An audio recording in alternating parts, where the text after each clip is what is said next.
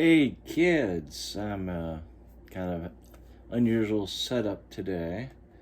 I'm charging my phone, but I wanted to get into this little movie that I saw on Amazon. Unfortunately, there is no free streaming for this movie because it's way too special.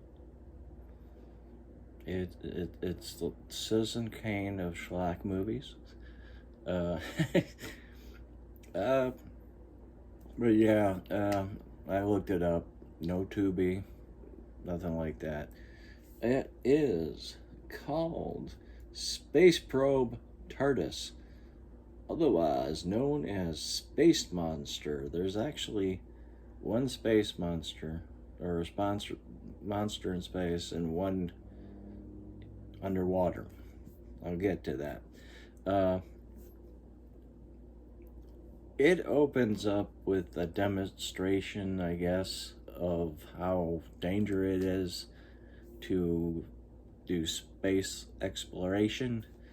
Uh, a spaceship called Faith 1 is launched. Some sort of gas intrudes into the spaceship. Uh, they call it an infectious gas, which doesn't make any sense. But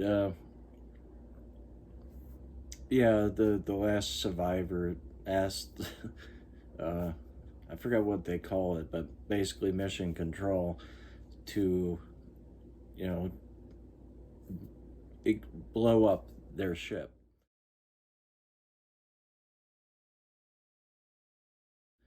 Uh, and of course, mission control has a button that says destruct. And I don't know how far out in space they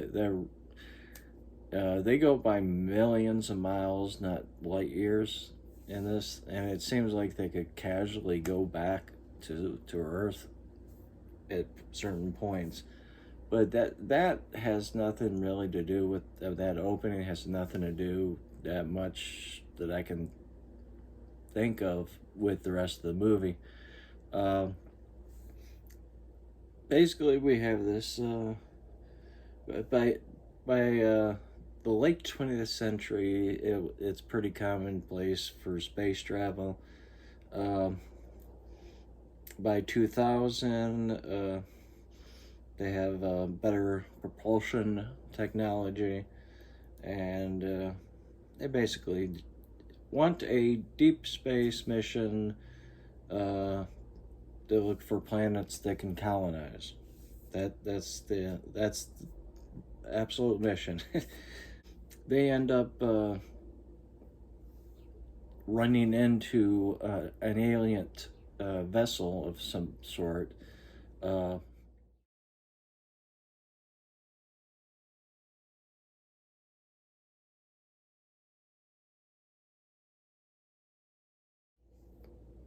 it's like this rocket that's upright, just floating there, and it has this weird brain-looking cavernous uh, top skull. I say skull because later on, uh,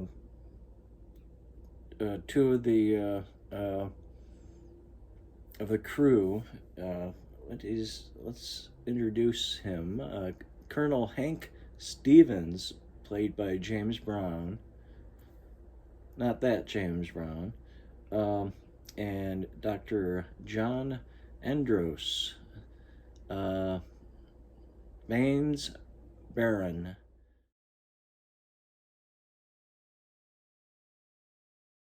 Uh, they go over to the ship and they encounter this alien which has this similar brain top of its head.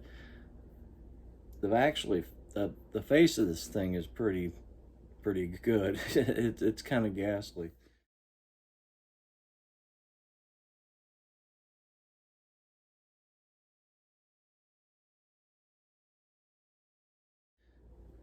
excuse me, but this thing attacks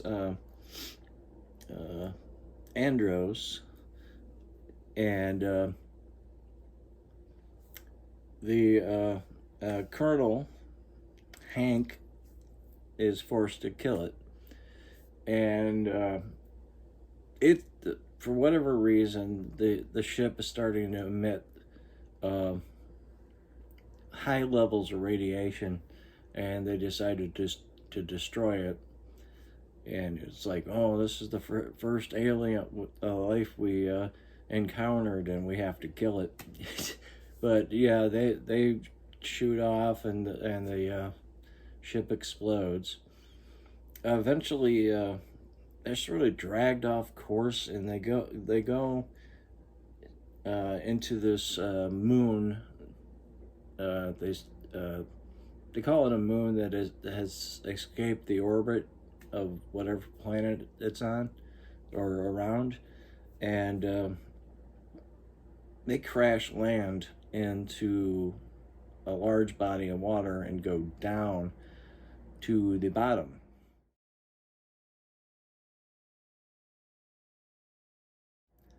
Uh,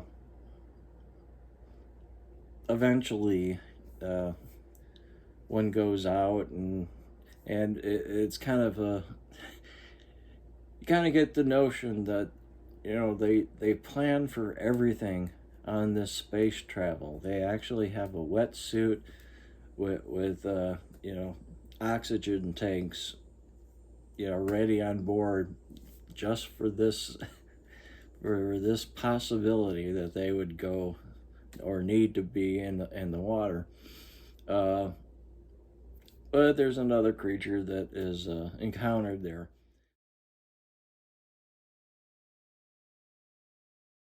That's the basic plot. It's not. It doesn't sound that bad of a concept, and it's not. It's just it needed better writing. Uh, uh, there's three aging character actors.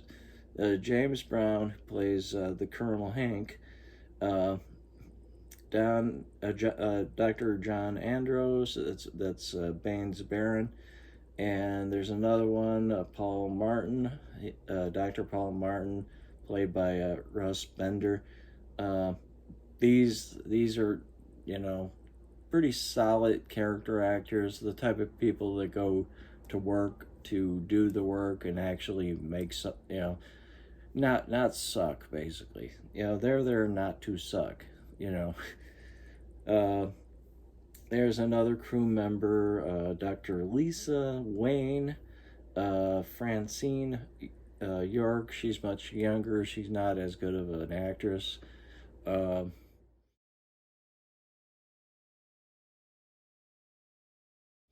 there are conversations between the men.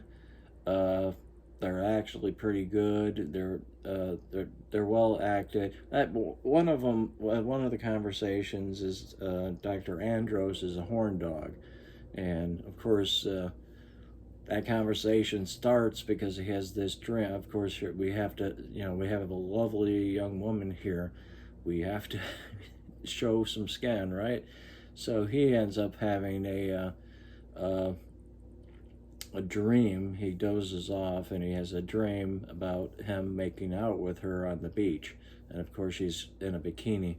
Uh, so, you know, then a conversation ensues. It's character development, and I appreciate character development. This schlocky movie from the 60s, 1965, the year of my birth. So it's 58 years old, you know. That's just a coincidence. I just picked a movie. There's poor editing. The writing really needed. Some of the dialogue is terrible. You end up having, it's not a bad introduction to between the woman, doctor, what's her name again, Dr. Lisa Wayne, and Colonel Hank. You know, he's a bit sexist, doesn't believe that she should be on the ship. because she's a woman, that type of thing. Then later on, he's all wanting to get with her, and he's actually kind of aggressive about it. It's a little much, and it's a weird flip.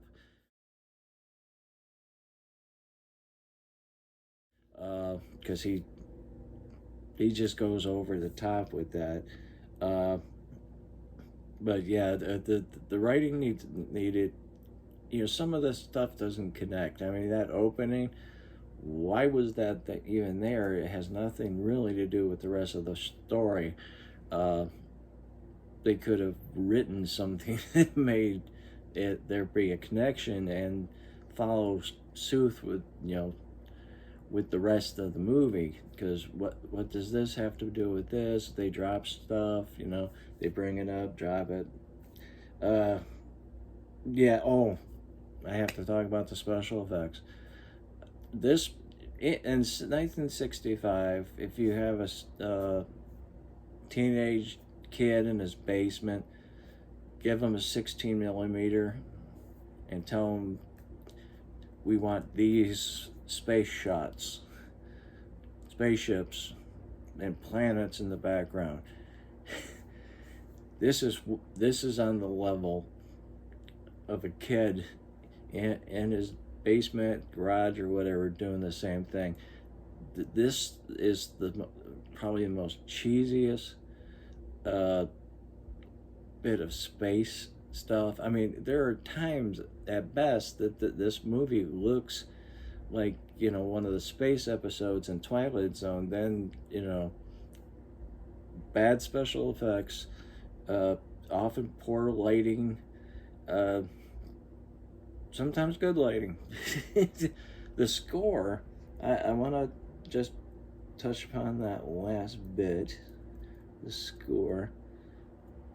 I know I need to. The music is by Marlon Skyless. Uh, it's really well done, and it's really well used. Well, I've taken too much time. Until next time, and stay safe. Always have a good time. Bye now.